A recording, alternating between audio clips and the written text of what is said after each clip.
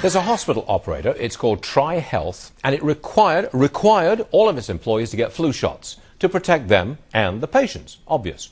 More than 10,000 of those employees did so. They got the shot. 150 did not, and the company fired them. All right, Judge Napolitano is back. Can you do that? Well, the answer, again, is not yes or no. It's sometimes yes, sometimes no. It depends on the facts. We'll assume that being healthy is a bona fide occupational requirement because this is a hospital. These are not construction workers outside. Sure. These are people dealing intimately with other people's bodies. Yep. So does a hospital have the right to force its employees to stay healthy? Answer, yes. Clearly, yes. Okay. The next question is getting a flu shot the only way to avoid getting the flu? Is it a guarantee that you will stay healthy? Or is there a guarantee you'll get sick if you don't get it? That's where it gets a little iffy. No, I think the next question is, what about people in an office? Nothing to do with healthcare at all. They're insurance workers, for example. Could they be forced to get a flu shot on the grounds that they're in close proximity to each other? Look at us. Sometimes I get a little exuberant here, and I'm flailing away, and I may see Sandra and decide to kiss her. You might.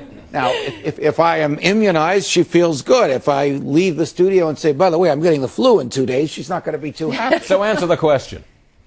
The employer can probably do what is necessary to maintain the business, that is, the health of the people that do what they do, whether we interact closely with each other in a studio or whether we touch people's bodies to cure them. So a flu shot can be a condition of employment? Yes. But only if stated up front when you sign on for the job? Well, I think it probably could change after you have the job, but you'd have to be given a lot of notice and maybe an alternative. So on each, you have to look at each case individually. Bottom line is, they probably can do it. They certainly can do what they need to do to keep their employees healthy and their customers safe. Take the workers' side here. Do they have any grounds for a lawsuit here? Yes, they do. They do have grounds for a lawsuit because as we were talking during the break, the flu shot is not a guarantee that you're not going to get it. And if you don't take the flu shot, it doesn't mean that you are going to get it.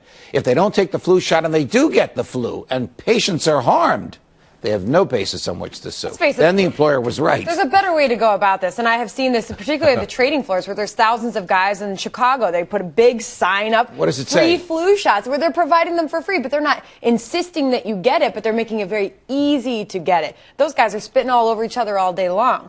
So I think that the mandatory part of it. Do they spit on these trading floors? They get carried away. Just like, don't do that in my house. Stop it. Sick again. What was the point you were trying to make before this? That was a great digression. Sorry.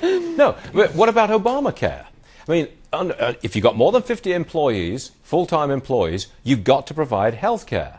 Could you not make it a condition of employment that, look, I'm responsible for your health care, therefore you've got to take care of your health, you've got to have a flu shot? Probably coming, and that would be an excellent argument in court. And the government might make that argument. We are the ultimate guarantor for your medical bills. We're going to tell you how to keep healthy. Exercise more and don't eat carbohydrates. I oppose all of this vigorously. I don't want any government, any authority saying, get a flu shot or you're fired. I don't want that. Well, no, I am generally with you, but we are creating a society in which authoritarian attitudes will mandate what our behavior should be, and the consequences are odious. Sandra, of course, would say, get a flu shot or you're fired. You would say that, wouldn't you? What? Wouldn't You're just putting words in it. I would encourage it. I would not mandate it. Would you put it on the employee questionnaire that, would you also fire smokers, too? Would you say, did you have your flu shot and are you a smoker?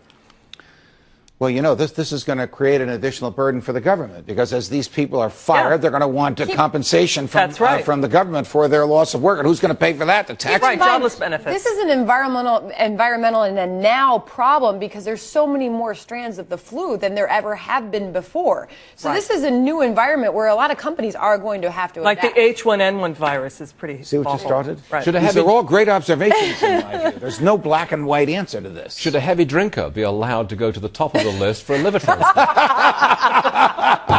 Why are you laughing? Well, then one could voluntarily get to the top of the list. Should a cigarette smoker get a new lung transplant? Whatever happened to the right to be left alone? Thank you, Judge. That's the